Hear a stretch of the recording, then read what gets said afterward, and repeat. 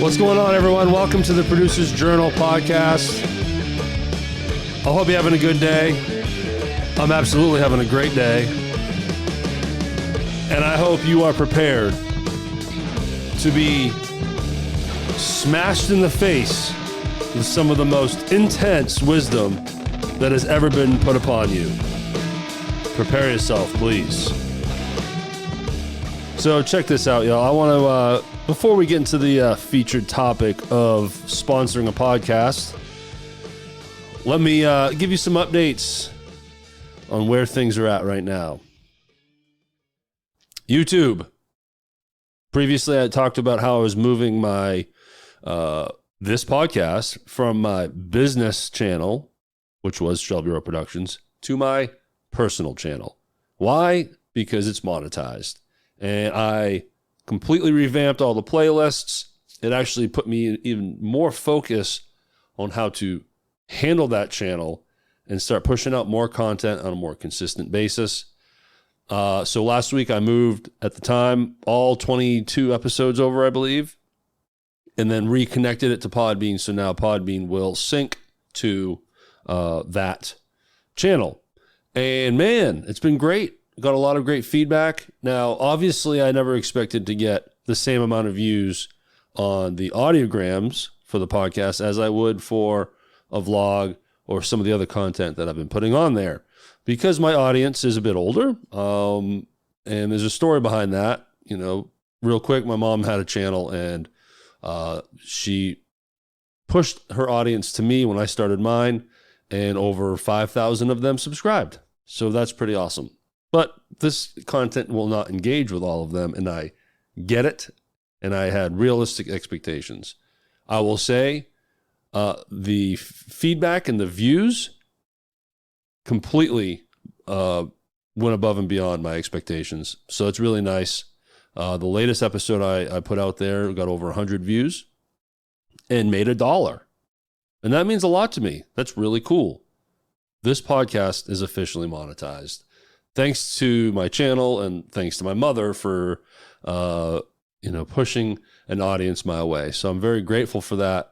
And that's why I take the channel seriously, or I'm going to start taking it more seriously, because I've been gifted a nice monetized channel. So why not capitalize on that?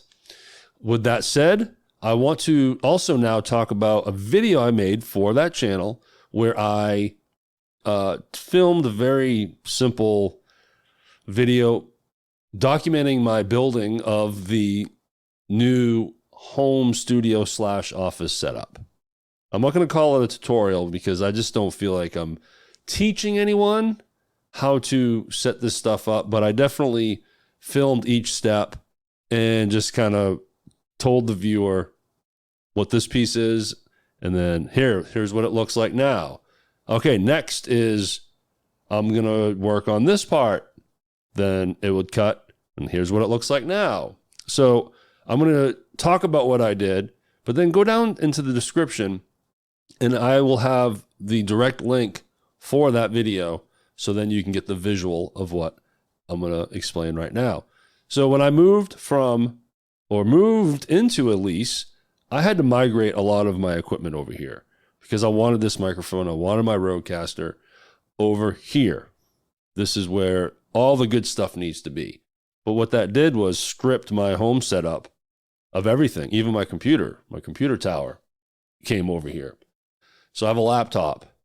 And I wanted to set my home situation back up so I can do record content, audio, record video content, and plug my bass guitar into the system so then I can woodshed songs. Anyone that doesn't know what that means, woodshedding means just learning songs. And what I like to do is put headphones on so I can hear the song, hear my bass, and play along together. That's how I learn music. So that's exactly what I had before I migrated the stuff to the studio. And I needed to build something that offered me all of those options again. But I needed to be more conscious of budget. I am very fortunate that my business is in a position where this whole studio venture I'm doing is on cash. Love that. Not adding debt, but I still have to be careful. So when it came to furnishing my home studio, and I use studio not facetiously, but it's not really a studio. It's a corner of my bedroom, right? I needed to build something that fit my needs, but was less expensive than a Shure SM7B microphone like I'm talking into right now, and a Rodecaster board. Still, if you went on Sweetwater right now, the board and this microphone combined is a good $800, $900 probably. Didn't want to do that. So I did some research and found a hybrid mixer board. It's from Allen & Heath. It's a little 4-channel board, very simple. The EQ is very limited. It's just low frequency, high frequency. But the awesome part about it, it's also an interface. So I can just plug it right into my laptop, good to go. Now, it doesn't have the processing like a Rodecaster has. It doesn't have these little hot buttons like that I play my music from. It's a very simple board. But now that gave me the tool where I can plug a microphone into. All right, well, what microphone did I get? I got a Shure SM58. $100. Industry standard, will last forever. Boom stand, pop filter, done. And then it's also designed, this board is, that you can plug your instrument straight into it, and it has some great gain to it.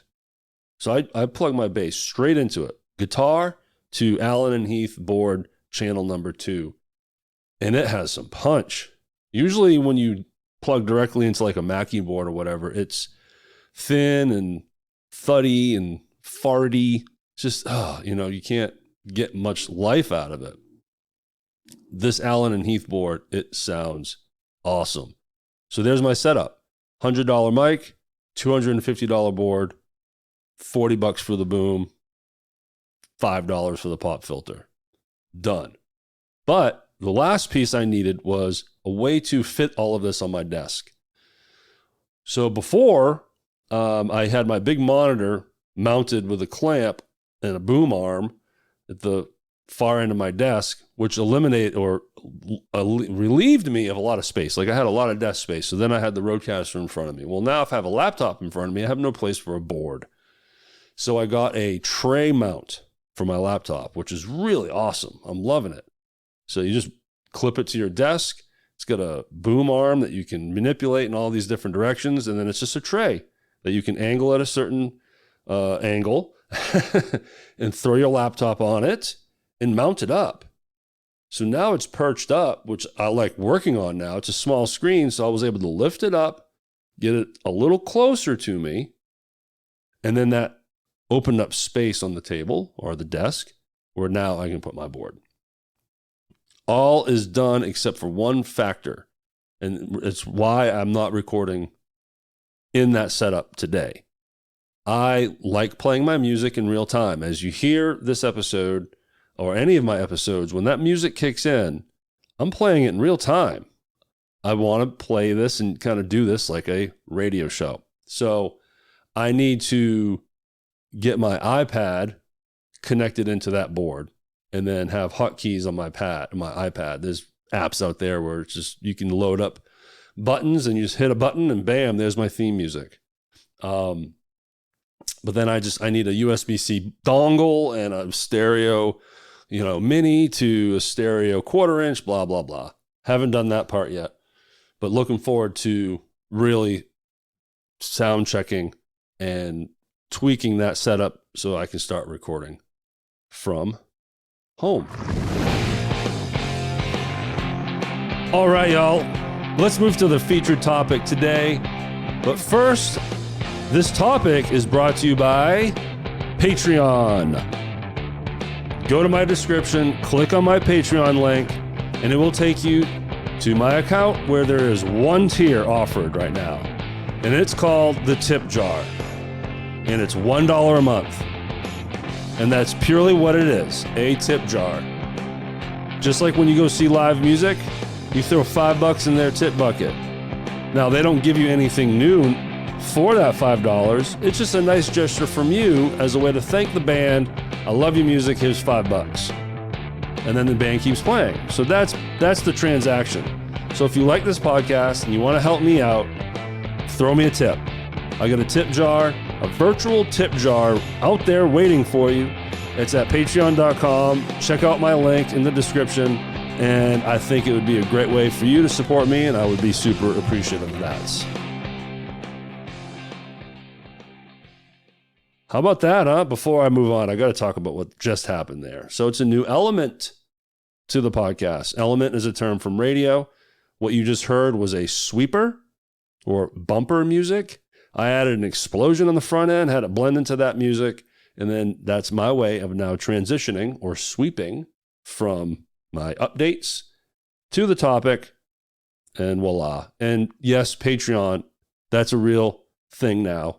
I'm going to start promoting, and so it technically sponsors this podcast, right? So there you have it. Go to the description, click the link for Patreon, and throw a buck in that bucket. I would appreciate it. All right.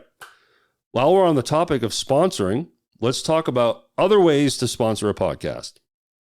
By total coincidence, I did not start my Patreon sponsorship knowing that that's what this episode was going to be about.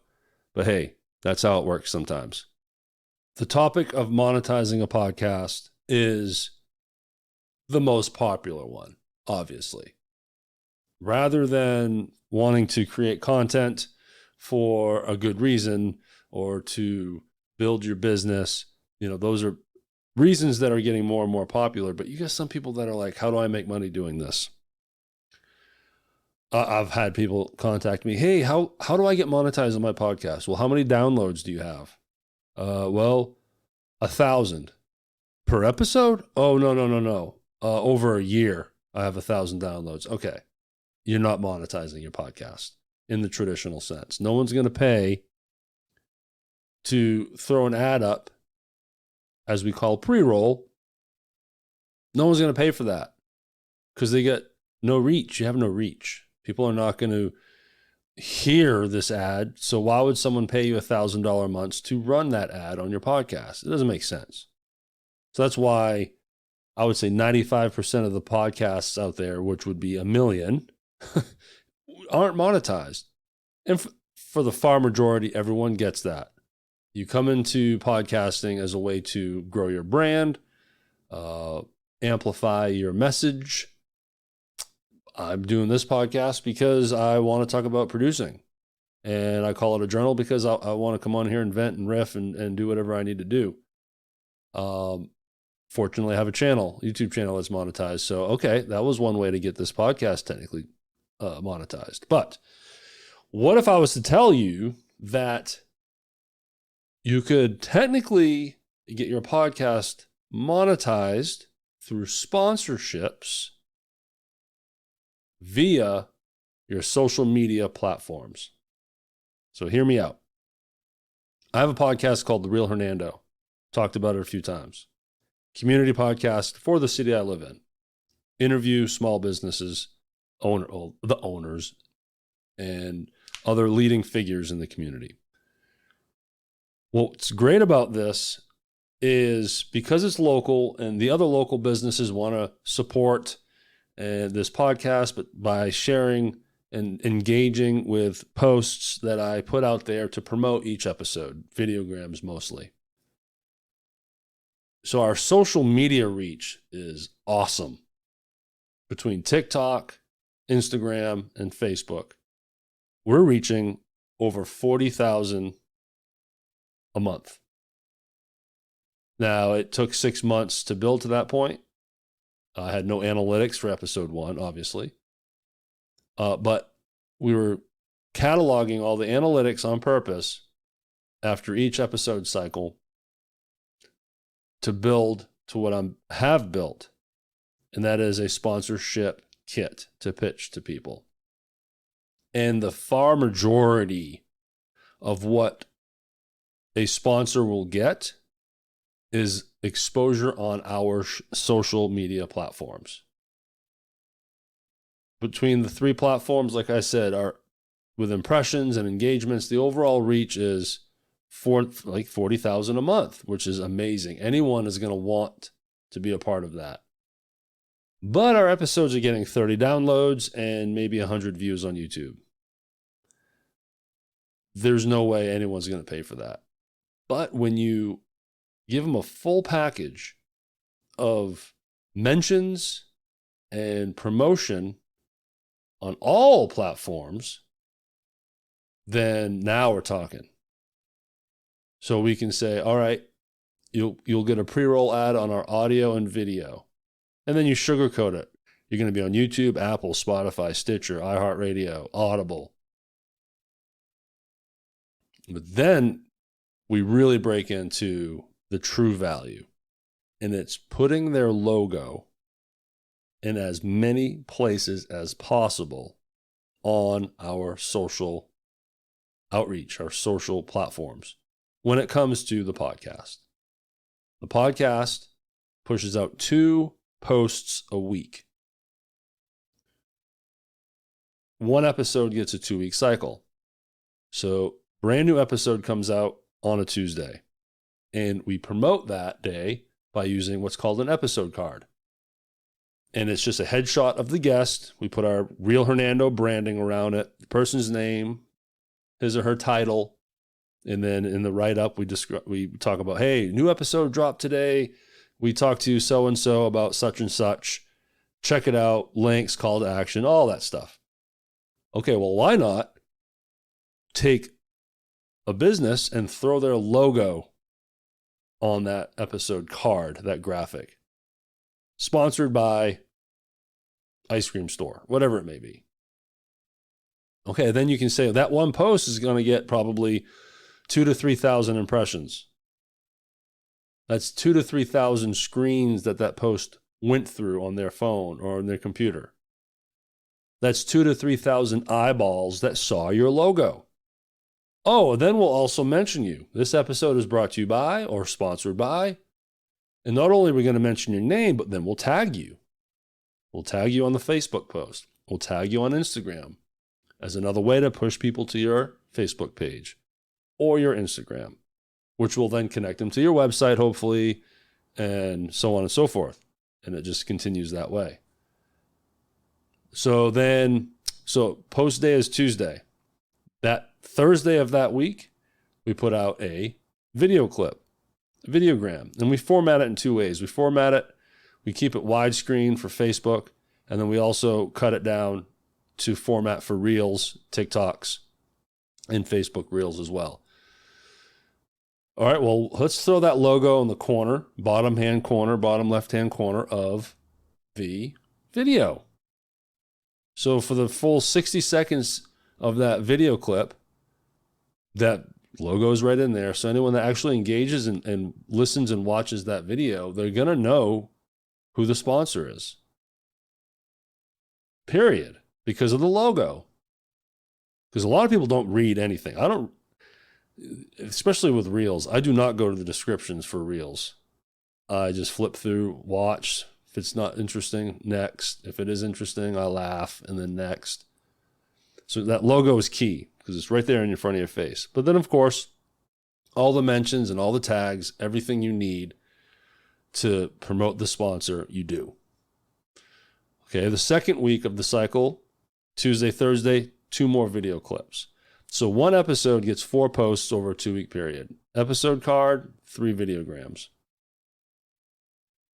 All that reach. So that's probably 20,000.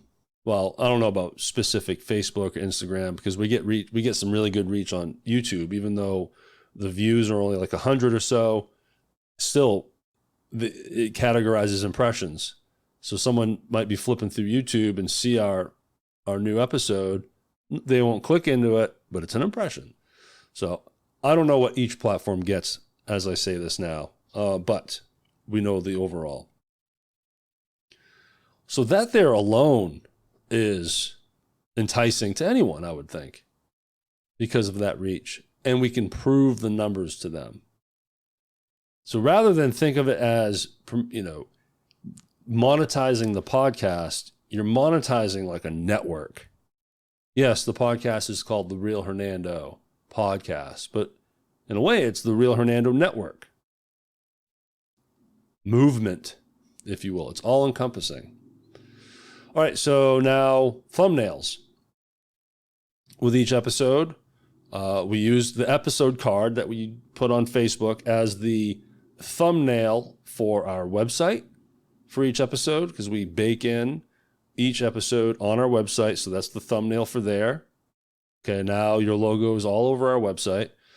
We then do a widescreen version thumbnail for YouTube. Bam, put your logo on that. So, all right, more value. And then this is the one I really like.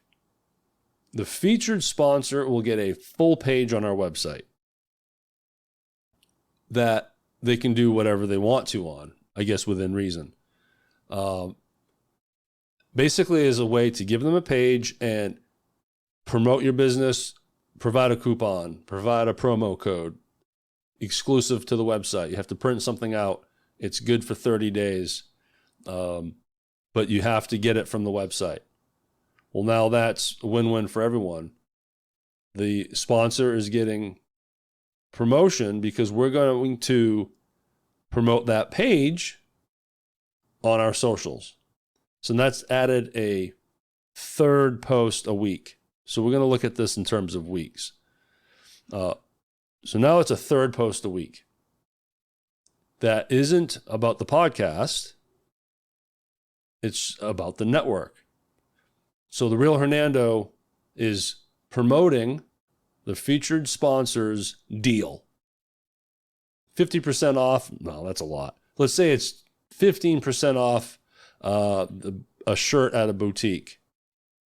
And we post about it and we send people to our website, but really we're specifically sending them to that featured sponsorship page on our website, pushing people to that coupon so they can print it off and get that deal. Well, what's also happening in that transaction? We're pushing people to the website, the Real Hernando website, which then puts the podcast in front of more eyeballs. Total win-win.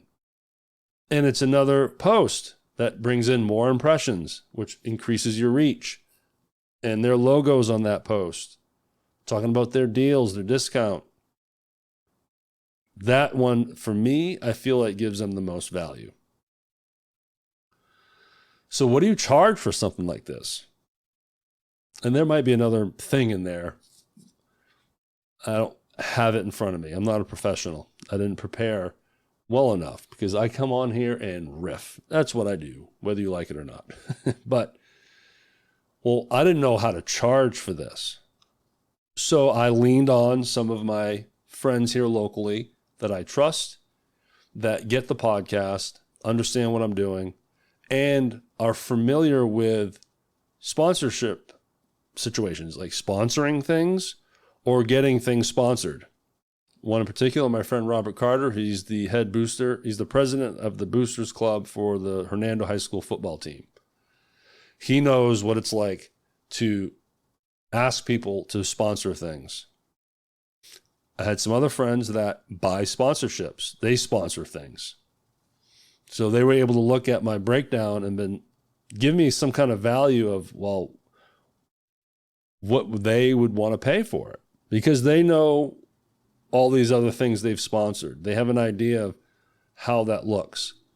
What you get for $1, what you get for $100, banners, sponsoring a sports event, whatever it may be. And all of the feedback I got was awesome and very positive. And the kind of numbers they were throwing around made me very happy. And a lot of them were like, man, I've spent X amount of dollars on these sponsorships, and there's two things that you provide that I didn't get with them. A, way more reach, and no proof. They have no proof of who drove past that billboard or who drove past the plywood sign that's hanging on the side of the baseball field fence, or someone sitting at the football field watching the football game at the high school and someone has an ad underneath the scoreboard. all they have to go by is how many people on average go to a home game and how many home games are there a year. Okay, that's pretty much all you're going to get as far as reach. But there's no way to actually catalog that reach. So those are two very powerful things I get to offer. Great reach and proof of reach. And that's what my contacts loved the most. So they really put this at a premium. So like, you can charge pretty good for this. So, and I'll talk numbers here. It's all good. So I'm looking to get $750 a month. My contacts were saying $1,000. $750, $1,000, maybe a little north of $1,000 is very doable. All right, well, let's start lower. On the front end, it's brand new, and $750 a month or $2,000 for a quarter. Give them a little deal to go 3 consecutive months. I have a beautiful PDF all written up. In fact, as I say this, I'm going to put a link in the description so you can see this. Go in the description. I'll make it a Dropbox link or a Google Drive link that you can view. And now you'll see what I'm talking about. And it's also a way for you to see how awesome my team is that designed this thing for me and worked with me. I kind of just said, I want to have this information, these things. It's important to have this and that, and turn into like an 11-page presentation. And it's really good. And we spent some good time on it. And then now I have the rates on there. At this point, as I record this, I've pitched 3 people, 4 people. I have serious interest from one business here. It's a community. It's a retirement community called Wesley Meadows. And I actually had them on the Real Hernando podcast. And that's how that relationship started. And it just happens. It's good timing. As I record this, it's late August. So in September, they start working on their 2023 marketing budget. So I'm sneaking in at the prime time. I'm just waiting for another week or so before the marketing director is ready to talk to me. She loves the pitch. She loves the rate. She thinks it's good. So I'm hoping that happens. But I have to continue to pitch because who knows? That could fall through. So there's a few businesses that I knew the owners from that I sent pitches to. And then one of these business owners, her name is Jennifer Ziegler. She owns a business here called Easy Realty. She's in the know with a lot of the people that are in the city council that directly help small businesses. And she said that they would be a great resource, or these people that she gave me 2 names that would be great resources for me to not necessarily be my sponsor, but connect me with businesses that would like to sponsor, and the bigger businesses too. I would love to be super organic and small business and have the local ice cream store be my sponsor, but they might not be able to afford it. Where some of the bigger, realty businesses here, the local State Farm. I know State Farm is like, man, that's corporate, but the local State Farm down the street is owned by someone that everyone knows, and it's just still got the small town feel. So there's different levels of our local commerce here, and I want to target the top ones, the ones that have budgets specific for marketing and sponsorships and could definitely like what I have to offer. Left 2 voicemails with 2 different people that were part of that upper echelon bracket. Never heard back. I'll follow up next week. So now I'm in the world of sales, which I'm not comfortable with. I'm learning as I go, but that's where I'm at right now. I got the PDF built. I'm very confident in the rate because I did the research, so I know what the market would most likely be able to handle, and I have started pitching. And that's it. And hopefully I can update you guys as you listen to this over the weeks and talk about how I got a new sponsor. Perfect world. Someone wants to pay for a whole year. Let's go. 12 months. Sweet. Let's do it. It would help pay the rent for my room. But we will see how it goes. In closing, this is just another way to look at how to monetize anything, because it comes down to reach. Everyone thinks downloads. Man, I don't have enough downloads to get monetized. Well, you're right if you're basing your monetization purely on your downloads. But if you build a network, podcasts on all the podcast channels, a website, TikTok, Instagram, Facebook, YouTube, and just post and make a nice calendar of content so stuff is going out frequently and consistently, and you will build reach. That is what you're selling. You are selling the reach, not the downloads, not the views. It's a combination of all of that. So what sounds better to you if you wanted to be my sponsor? 30 downloads a month or 40,000 impressions a month? You tell me which sounds sexier. I'm going to say the reach of 40,000 is very sexy. I think that's a good place to stop. This is a much longer episode, but I just called 40,000 impressions sexy. So clearly it's time for me to stop talking. ShelbyRoweProductions.com. Check it out. Check out my YouTube channel. Now you can find my episodes or these episodes in audiogram form. All these links are on my description. Instagram at Shelby Rowe Productions LLC. Check it out. Patreon, link in description.